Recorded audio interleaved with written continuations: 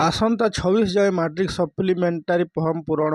Matric supplementary परीक्षा लगी form पूरण आरंभ होईची। फॉर्म पूरण शेष तारीख आसंता 26 तारीख पर्यंत रही।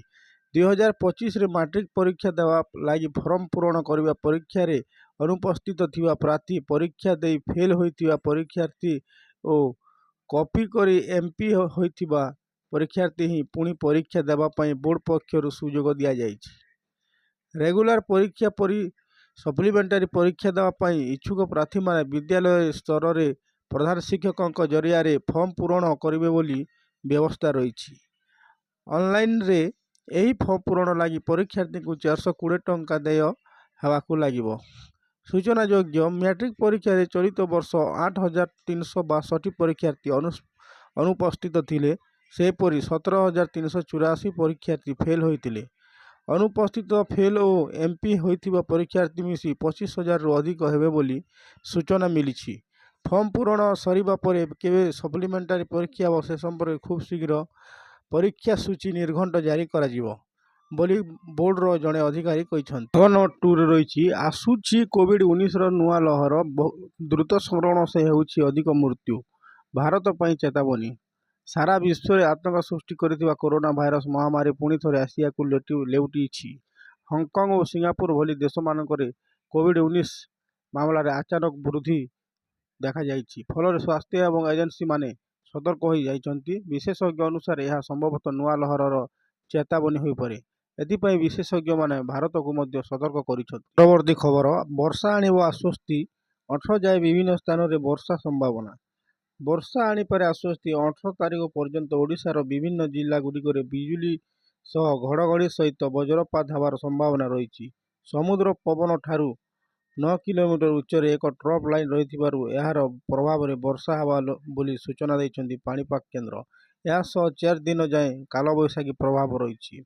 बालेश्वर, भद्रक, जाजपुर, केन्द्रापड़ा, कटक, जगतसिंहपुर, पुरी, खोर्धा, नयागढ़, गंजाम, गजपति, मयूरभंज, केन्दुझर यही 12 जिला को उष्म और आर्द्र स्थिति येलो वार्निंग जारी करा जाइछि पाणीपाग विभाग पक्षरु।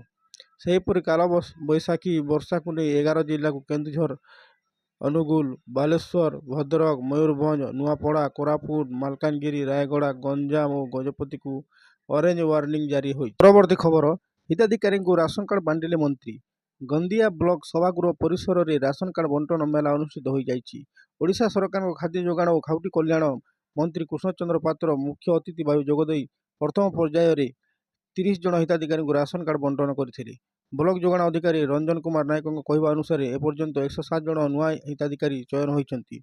द्वितीय पर्यायर अन्य समस्त हिताधिकारी चयन करी कार्ड बंटन करा जिवो। एही कार्यक्रम ब्लॉक अध्यक्षा रीना राणी खंटुआ, जिला सहकारी जोगाण अधिकारी विश्वभूषण कर, ब्लॉक सहकारी जंत्री सचिदान मादेली जोग देइथिले। शेष में परुह खोल सरपंच रतिकांत साहू धन्यवाद देइथिले।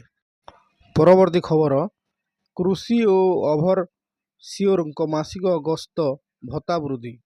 कृषि और ओभरसियर मासिक गस्त भत्ता 450 टंका रु 1500 टंका को वृद्धि पाई।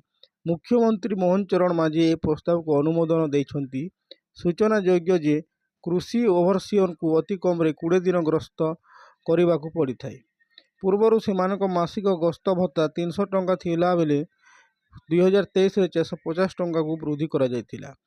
एहा पर सेमानंकु स्तर रे थिबा अधिकांश पदवी गुडिक मासिक गस्त भत्ता वृद्धि पाइथिबा बेले कृषि ओभरसियर भत्ता बढ़ी नथिला।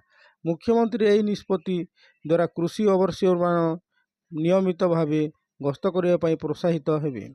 सूचना योग्य जे राज्य में समुदाय 1567 कृषि ओभरसियर पदवी थिबा बेले वर्तमान 1257 जन कार्यरत अछंती। परवर्ती खबर, आस्य ताती आउटु पाउटु जनजीवन। दिन 11:30 सुधा सम्बलपुर सबुठु उत्तप्त। असह्य ताती आउटु पाउटु जनजीवन, प्रबल गरम सांगू कलबल करुछि गुलुगुली, घरु बाहरिबा असंभव हो पड़ुछि। दिन 11:30 सुधा सम्बलपुर सबुठु उत्तप्त, तापमात्रा 38.6 डिग्री रेकर्ड करा जाइछि। हीराकुद को 37.6, भुवनेश्वर 37.6, चांदबाली 36.8, ଝାରସୁଗୁଡ଼ା 36.6 ଓ ରାଉରକେଲା ଏବଂ ବାଲେଶ୍ୱର ପାରଦରେ 35 ଛୁଇଁଛି। ଉଚ୍ଚ ଆର୍ଦ୍ରତା ପ୍ରଭାବରେ ଉପକୂଳ ଓଡ଼ିଶାରେ ଗୁଳୁଗୁଳି ଜାରି ରହିଛି। ଉଚ୍ଚ ଆର୍ଦ୍ରତା ପ୍ରଭାବରେ ଆଭ୍ୟନ୍ତରୀଣ ଓଡ଼ିଶା ତୁଳନାରେ ଉପକୂଳ ଓଡ଼ିଶାରେ କମ୍ ତାପମାତ୍ରା ସତ୍ତ୍ୱେ ତାପ ସୂଚକାଙ୍କ ଅଧିକ ରହିଛି। ସପ୍ତାହେ ଯାଏଁ ଦିନ ତାପମାତ୍ରାରେ କୌଣସି ପରିବର୍ତ୍ତନ ହେବ ନାହିଁ ବୋଲି ସୂଚନା ଦେଇଛନ୍ତି ପାଣିପାଗ କେନ୍ଦ୍ର। ସେହିପରି ସକାଳୁ ସକାଳୁ ଅସହ୍ୟ ଗରମ ଓ ଗୁଳୁଗୁଳି ଅସ୍ତବ୍ୟସ୍ତ ହୋଇଛି ଜନଜୀବନ। ଶୁକ୍ରବାର ସକାଳୁ ସକାଳୁ ରାଜଧାନୀ ଭୁବନେଶ୍ୱରରେ ତାପମାତ୍ରା 32 ଡିଗ୍ରୀ ରେକର୍ଡ ହୋଇଥିଲା। ଆର୍ଦ୍ରତା ଯୋଗୁଁ ପ୍ରବଳ ଗୁଳୁଗୁଳି ଅନୁଭୂତ ହୋଇଛି। ପରବର୍ତ୍ତୀ ଅପଡେଟ୍, ଜୁନ୍ 12ରେ ବିଜେପି ସରକାରଙ୍କୁ ପୂରିବ ବର୍ଷେ, ସରକାର ଦେବେ ରିପୋର୍ଟ କାର୍ଡ। ଆସନ୍ତା ଜୁନ୍ 12 ତାରିଖରେ ରାଜ୍ୟର ମୋହନ ଚରଣ ମାଝୀଙ୍କ ବିଜେପି ସରକାରଙ୍କୁ ଏକ ବର୍ଷ ପୂରଣ ହେବାକୁ ଯାଉଛି। ବର୍ଷକ ମଧ୍ୟରେ ବିଜେପି ସରକାର କ'ଣ କରିଛନ୍ତି ତାର ରିପୋର୍ଟ କାର୍ଡ ଦେବେ।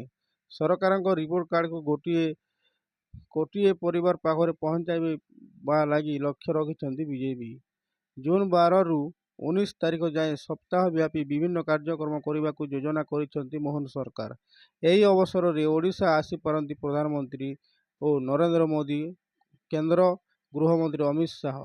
ତେବେ ବିରୋଧୀ କହିଛନ୍ତି ସରକାରଙ୍କ ପ୍ରତିଶ୍ରୁତି ପ୍ରତାରଣାରେ ପରିଣତ ହୋଇଛି। ଜୁନ୍ 12ରେ ରାଜ୍ୟ ବିଜେପି ସରକାରଙ୍କୁ ପୂରିବ ବର୍ଷେ।